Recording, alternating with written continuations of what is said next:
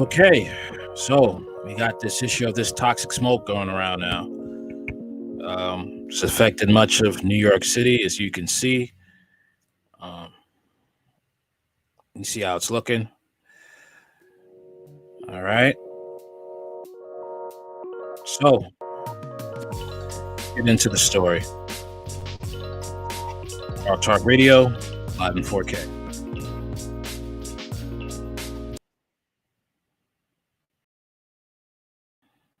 Wow. That's all I can say is wow. All right.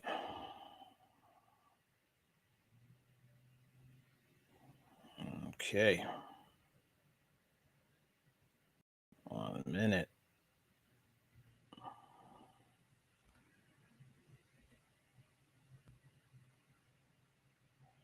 Okay. Yep.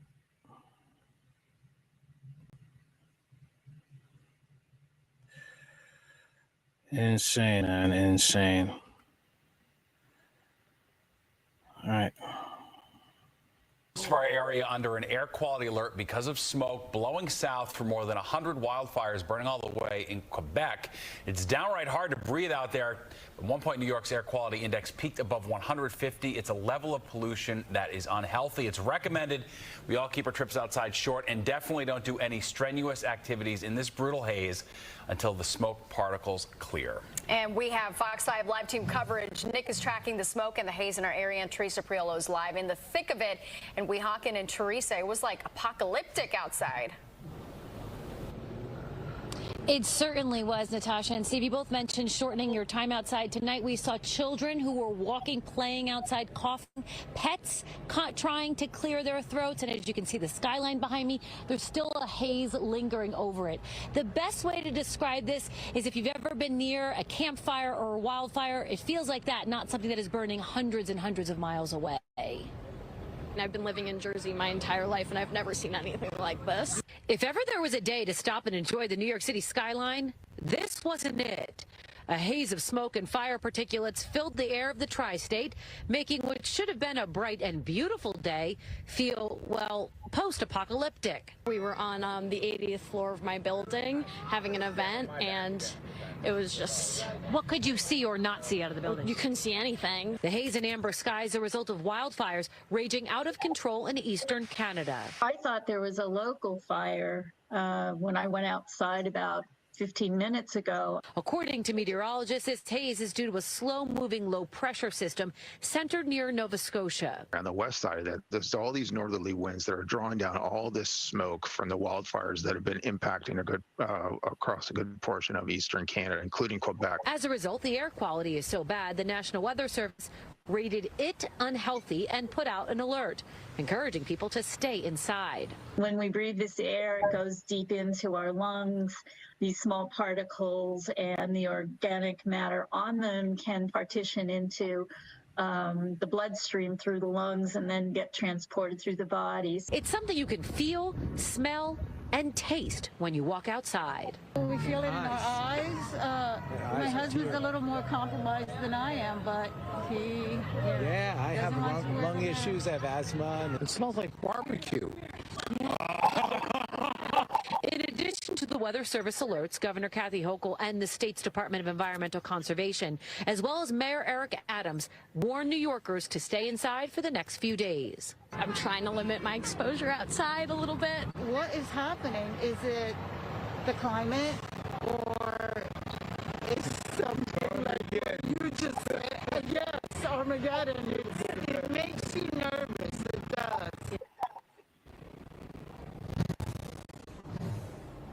Yeah, it really is very, very strange to be out here. Perhaps the worst part is that the taste of this actually lingers in your throat.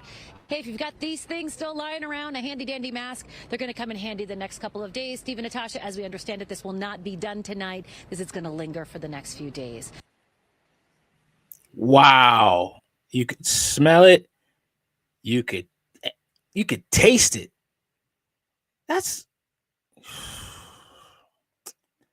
what. Already is some problems with the masks. They're saying people are having problems with the masks as well. You're gonna have to look that up yourself. All right. All right. So let's look into another commentary on this. Okay.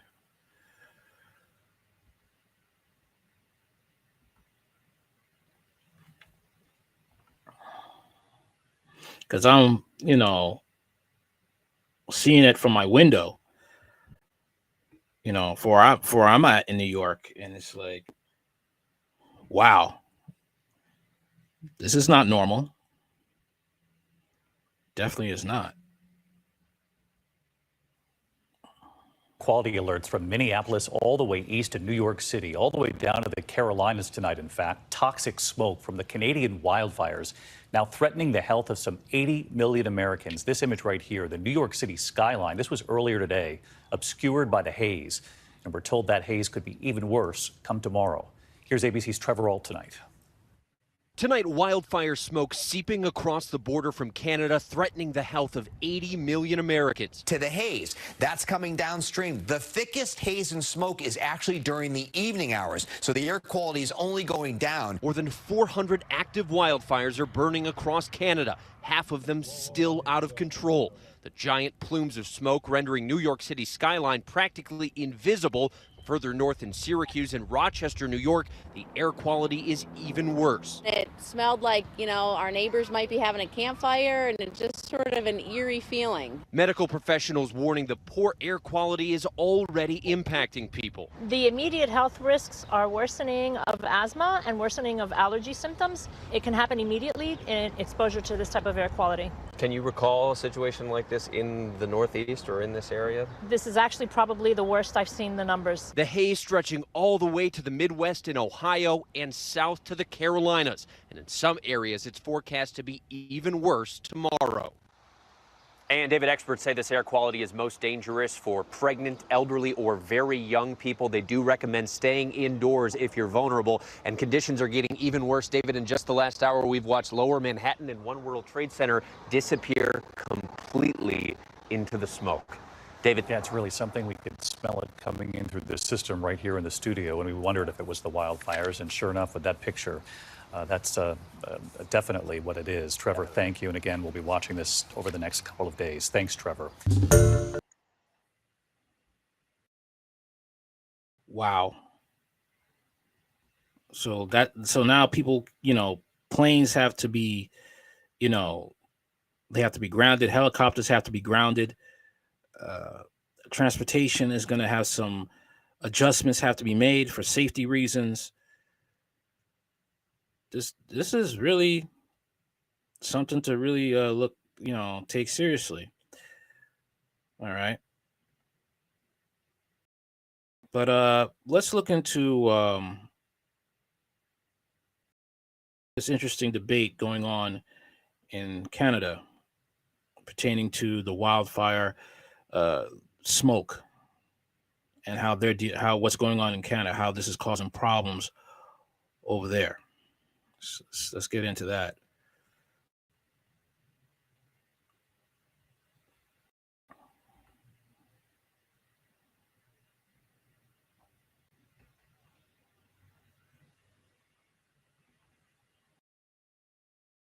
He's working around the clock to keep. This is Doug Ford, the Premier of Canada, the Prime Minister, and he's the one that slashed the wildfire fighting budget to 67%, which is why we're in this issue right now. Our community safe.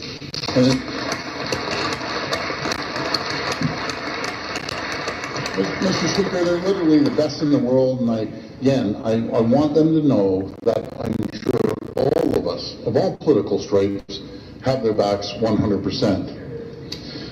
I know that many towns and cities across our province are being impacted by smoke, and not just Ontario, but other smoke coming from other provinces. We're seeing this right across the country, unfortunately. This is having a major impact on many residents in these areas, particularly in Ottawa area and Northern Ontario. And it's hurting those who are already at risk, like our young people and our seniors. While it's taking place right now, I want them to know that our own fire ranger crews, helicopters, full force to manage the fires. Thank you. Supplementary question. Thank you. Thank you, Speaker. I appreciate that. I will point out that my question was whether the Premier would acknowledge that the climate emergency is making the fire season worse. And Speaker, yesterday, the Minister of Natural Resources and Forestry refused to acknowledge a connection between the climate crisis and forest fire, all while this government is doubling down on costly and carbon-intensive gas-fired power. They're doubling down on sprawl.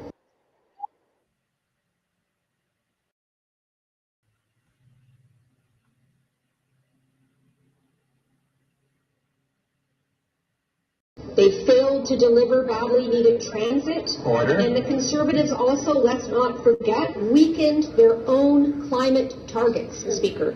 I want to ask the Premier, will the Premier show some leadership today and act on the climate emergency?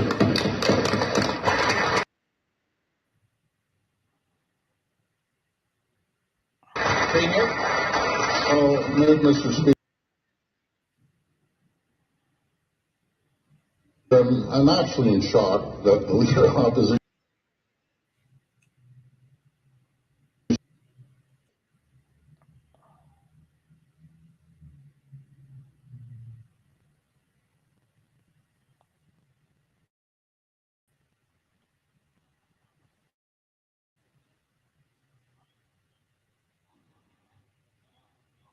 is politicizing wildfires.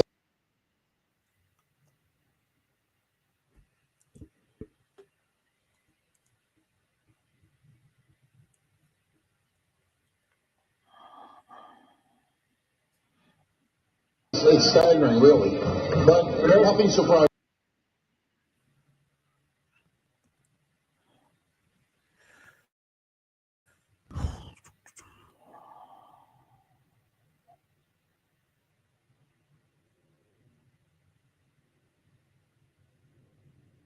The opposition, we're taking steps to make sure we're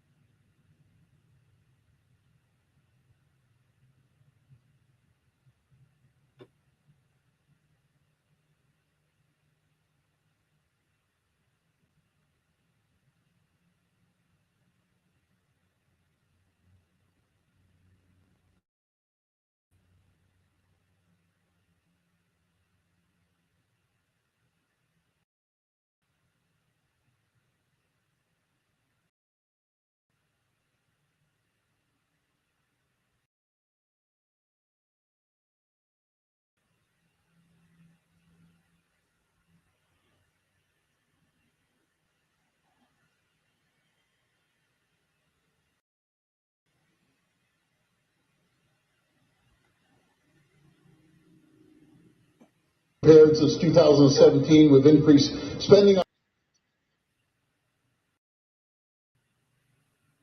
emergency fire preparedness by more than 37%,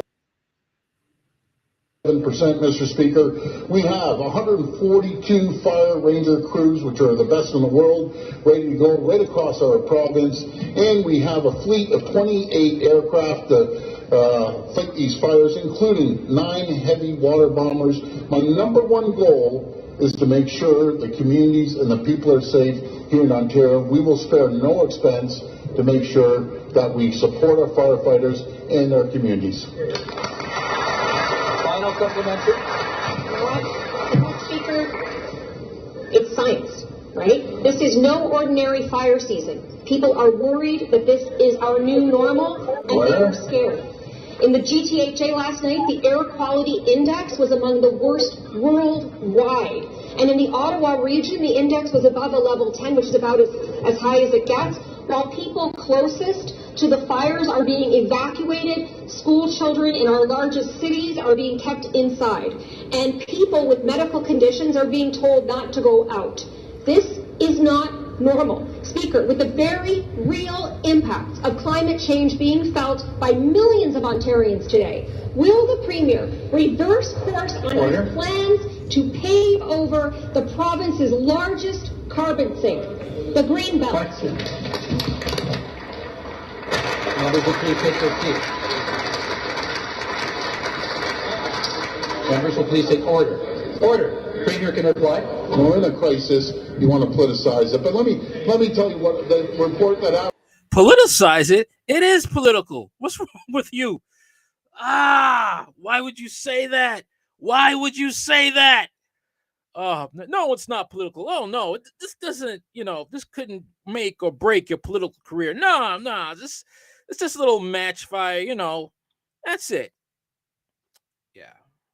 I've heard, Mr. Speaker, the report that I've heard, approximately 50% of the fires are started by lightning strikes. The other 50% are people starting campfires, not putting out the campfires properly. So I'm asking every Ontarian, please do not light any campfires. We're out there, all the firefighters, I should say, fighting against these wildfires. And yes, Mr. Speaker, they happen every single year. Similar to the floods, the wildfires start every single year. We will throw every resource we can to make sure we put these fires out. Who's working around? Man, I don't know, man. This is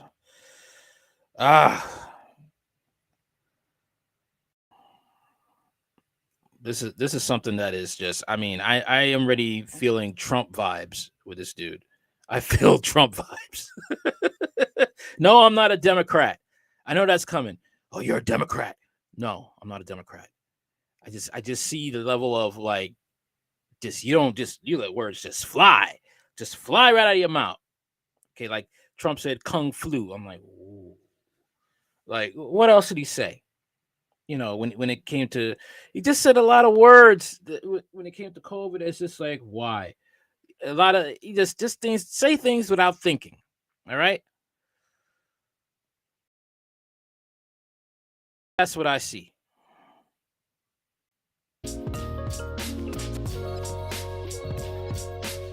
Let's see how this is affecting New Yorkers now.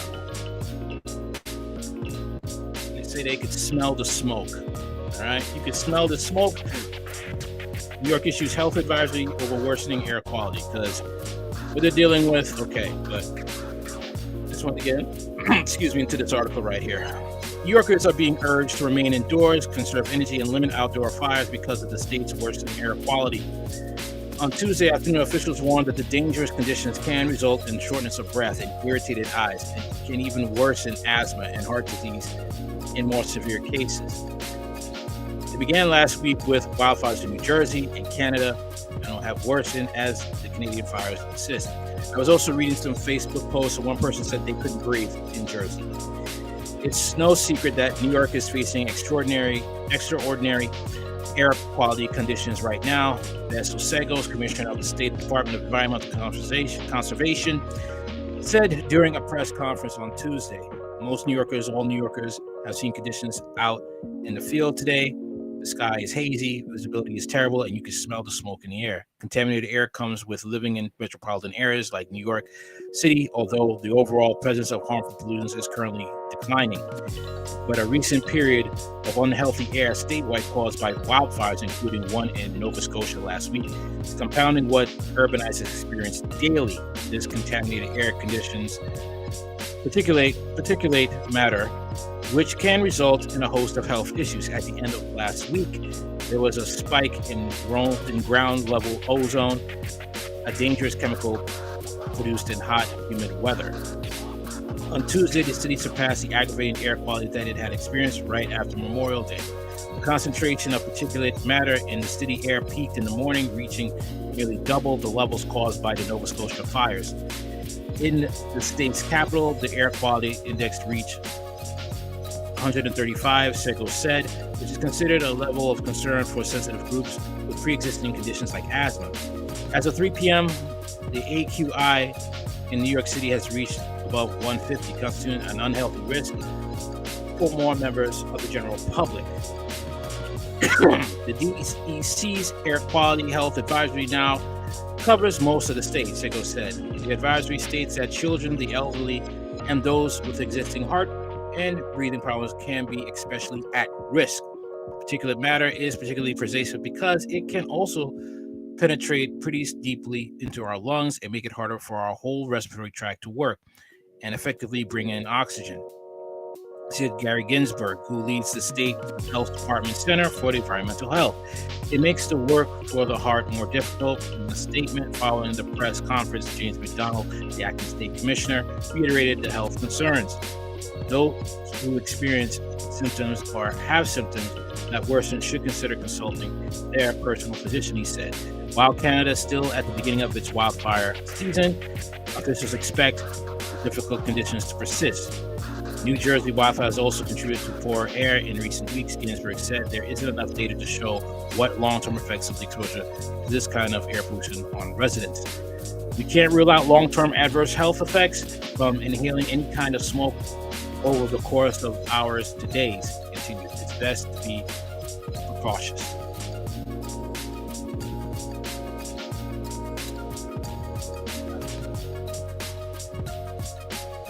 Oh boy, sorry about that. I didn't show the article up there. That's the article I was reading. All right.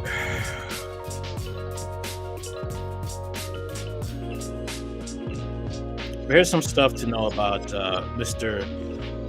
Doug Ford. All right.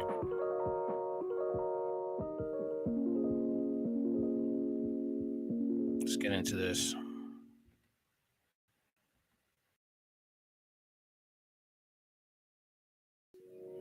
All right.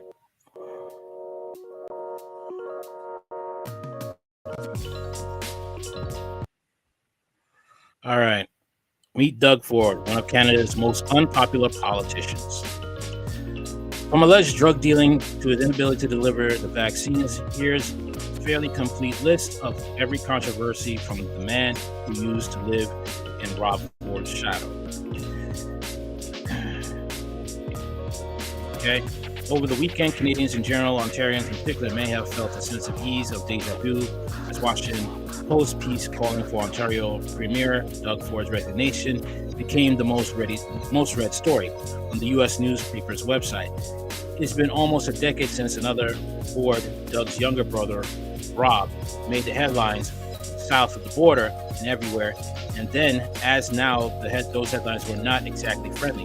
Where Rob Ford was routinely covered for his off-color commentary and substance abuse, Doug was slammed by WAPO columnist David Maxgrove for his actual governing, especially his mishandling of the COVID-19 pandemic, which somehow is worse than ever in the province and threatening to overwhelm the healthcare system. The editorial just came 2 days after Ford, in a bizarre, rambling press conference, implemented a raft of new restrictions, including outdoor playground closures and significantly increased police powers, both of which have been walked back following swift public backlash.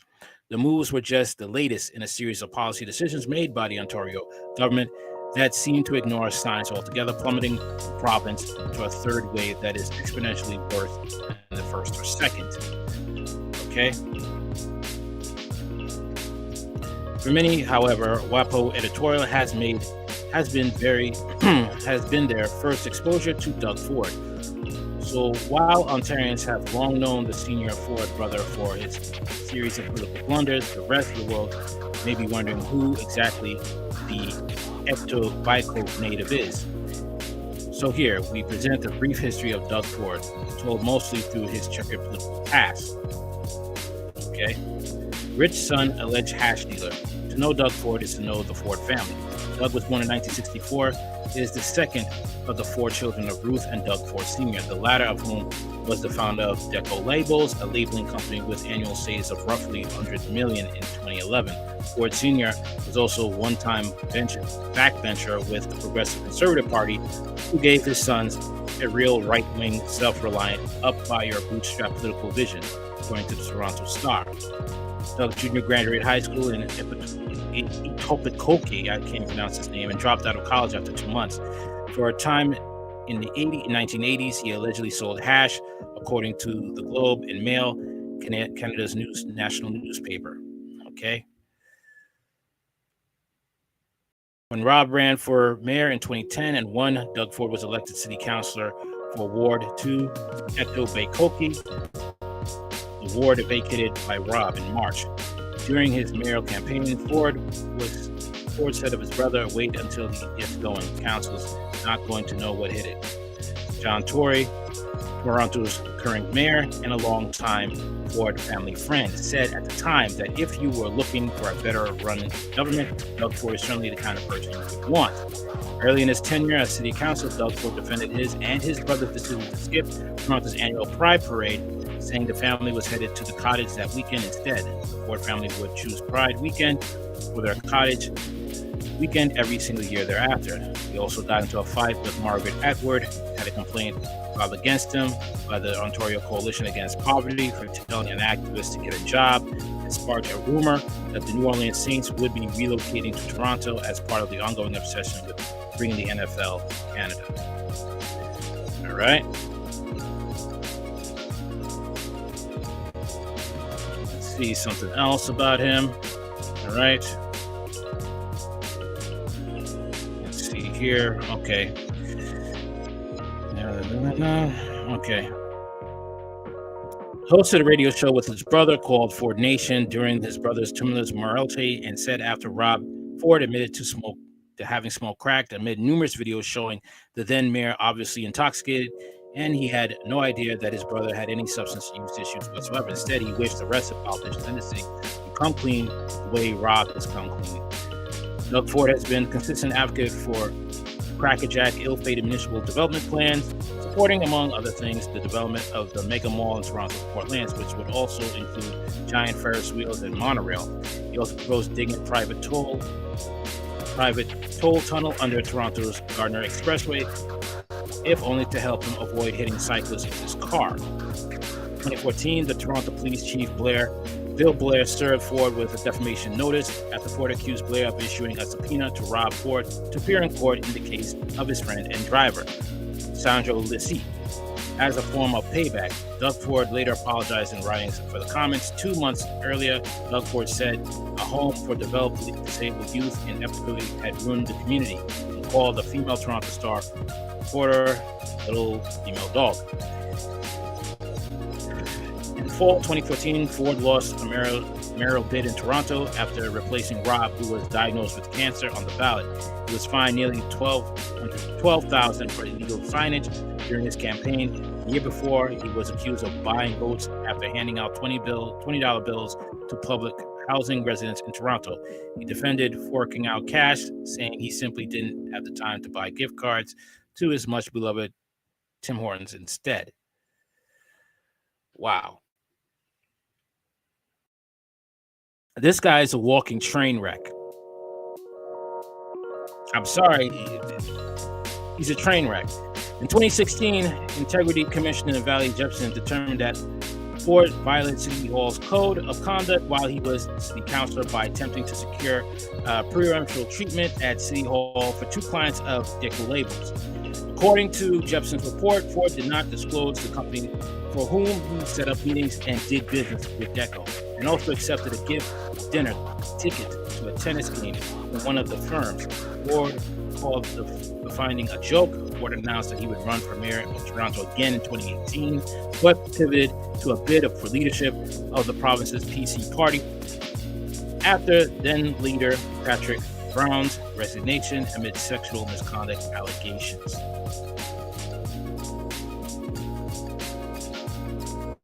This guy was just wow. Cheap beer cuts to healthcare and then a pandemic. An investigation into Doug Ford's successful 2018 campaign for Premier, whose entire campaign seemed to hinge on the promise of cheap beer, found widespread evidence of alleged voter fraud in a number of PC nominations, including ballot box stuffing, ineligible voters, and fake memberships. Meanwhile, actors who were hired to play Ford supporters at the campaign events, and the Premier was accused of sexism during his campaign on numerous occasions. His early premiership involved significant cuts to public health funding and slashing the number of teaching jobs in Ontario by more than 3,400 policy decisions that aged poorly almost immediately.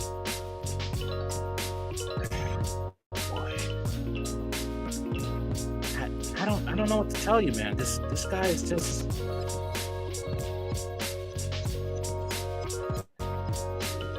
this guy was toxic from the beginning. Just extremely toxic. I don't know what to tell you. His own party should have just banned him. Like, no, you're not getting in. No, you're not running a second time or another time thereafter. That's how it should have been.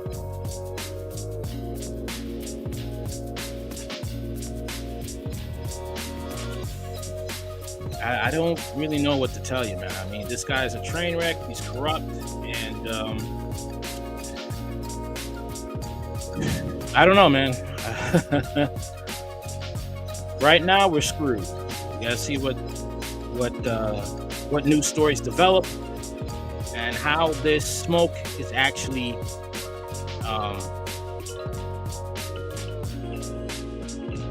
affecting people in New York City. Okay, that's what we gotta, look out for. And is this even,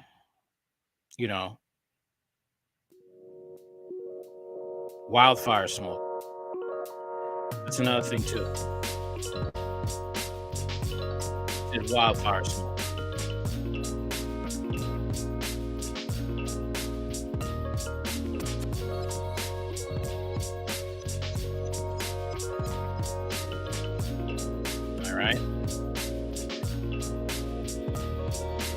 Well, before I leave this, I'm sorry. I had a... one second.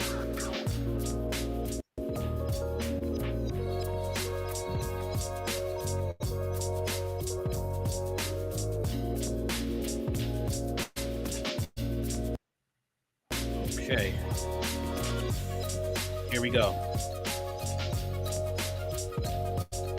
I'm telling you, man, I'm getting these vibes, these Trump vibes.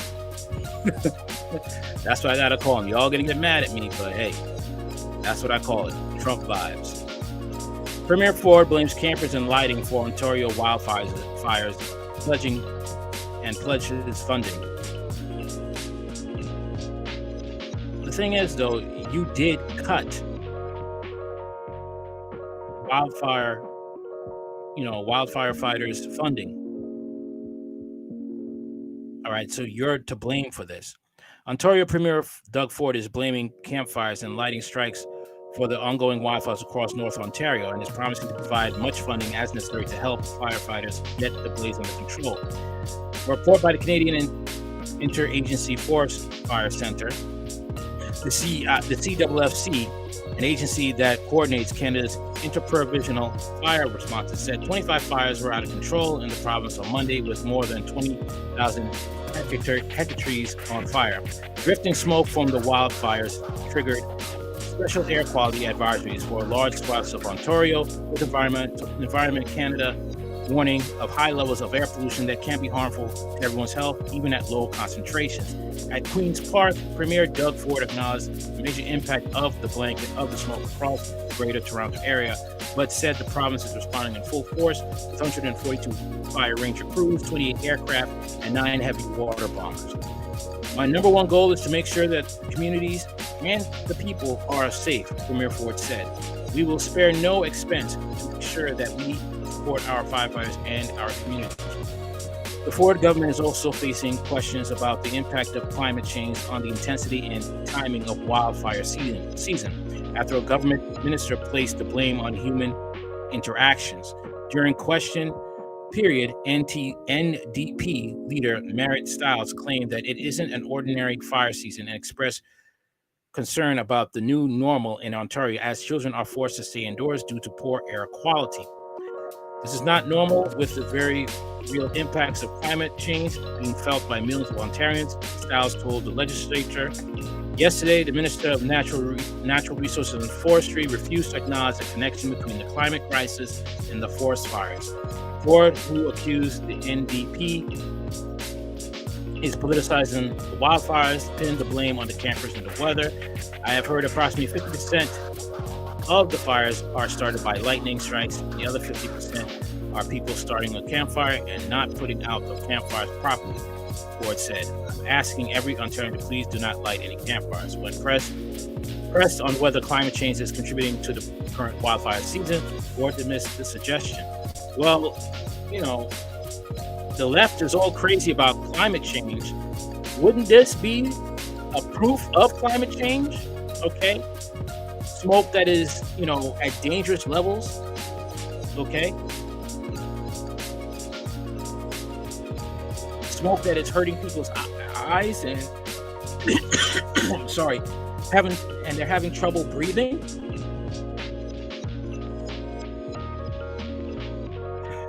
They happen every single year, similar to the floods, Ford said.